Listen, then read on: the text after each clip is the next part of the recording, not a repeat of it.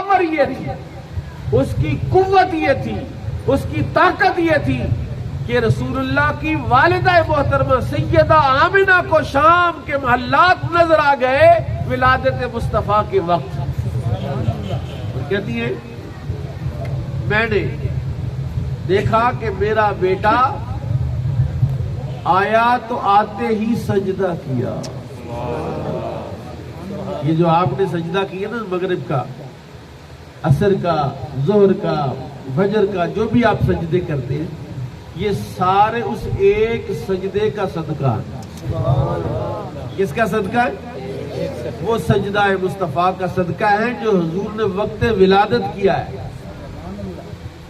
اور پھر سنو، ساری کائنات کے سارے ہی سجدے جمع کر لیں، یہ میں نہیں کہتا، یہ ایک وقت کا مجدد کہتا ہے، 1000 سال کا مجدد جس کو مجدد الفسانی زمانے نے تسلیم کیا ہے.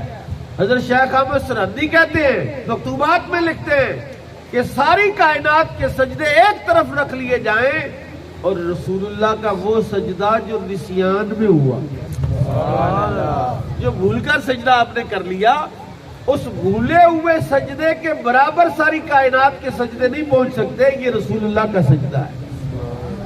اور آپ کہتی ہیں میں نے دیکھا کہ رسول پاک ولادت کے فوراً بعد ایک دعا کر رہے ہیں، ربی حبلی امتی. کیا کہہ رہے ہیں؟ ربی حبلی امتی، ربی حبلی امتی.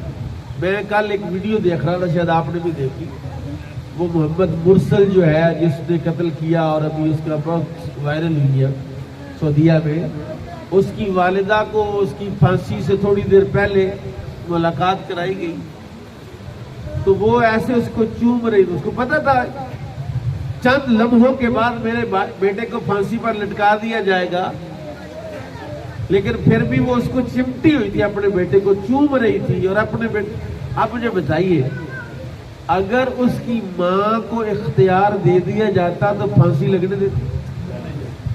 سمجھے نہیں آپ بات؟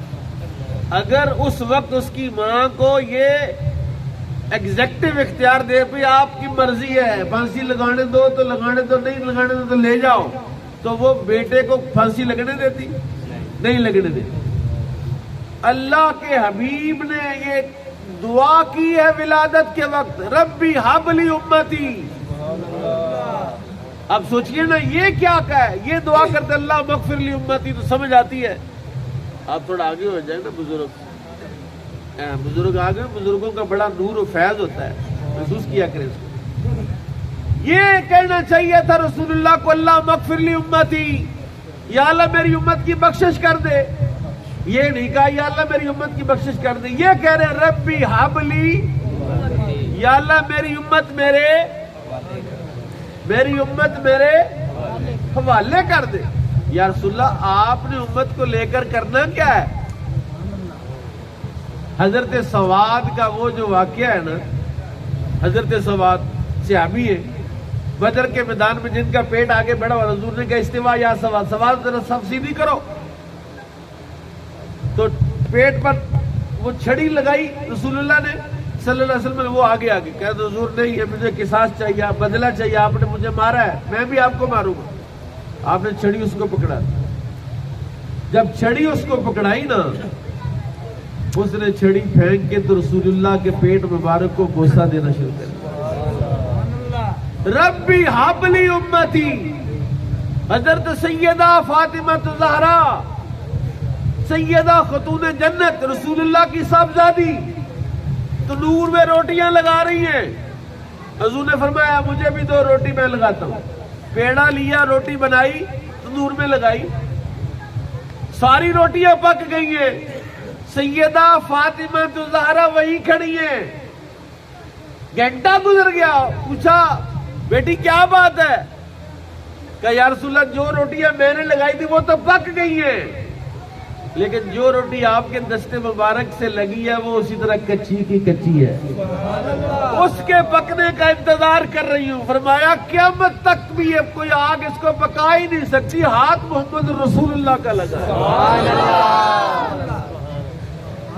جو رسول اللہ کے خادم تھے نا، غلام تھے، حضرت انس بن مالک، جنہوں نے 10 سال رسول اللہ کی خدمت کی ہے، حضور صلی اللہ علیہ وسلم کے وصال کے 2 سال کے بعد یا سال کے بعد انہوں نے صحابہ کرام کی دعوت کی اور ایک دسترخوان تھا، اس کو بچھایا، اس پر کھانا کھلایا، اور پاس ہی ایک تنور جل رہا تھا جی، آگ تھی، اس میں آگ جل رہی تھی، توجہ ہے ایک دفعہ سبحان اللہ کے، تنور میں آگ جل رہی ہے، حضرت انس نے وہ کپڑا ایسے کھینچ کے نا سب کی آنکھوں کے سامنے تو تنور میں پھینک دیا۔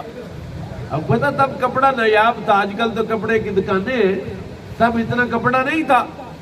انہوں نے ملامت کیا، انس اتنا اچھا کپڑا تھا تو نے آگ میں پھینک دیا، کیا جان کے پھینکا ہے؟ ایسے نہیں پھینکا، جان کے پھینکا ہے۔ کیوں؟ کیا بھی دکھاتا ہوں۔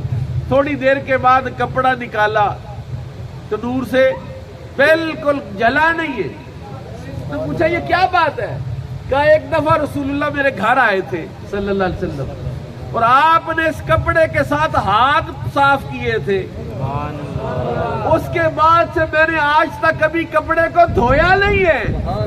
جب بھی یہ میلا ہوتا ہے میں اس کو تنور میں پھینکتا ہوں، تنور اس کی میل جلا دیتا ہے، آگ اس کی میل جلا دیتی ہے، اس کپڑے کو نقصان۔ ربی حبلی امتی، حضور کی دعا میں اتنی گہرائی ہے، آپ غور کریں۔ ربی حبلی امتی، ربی حبلی کہتے ہوئے پیدا ہوئے،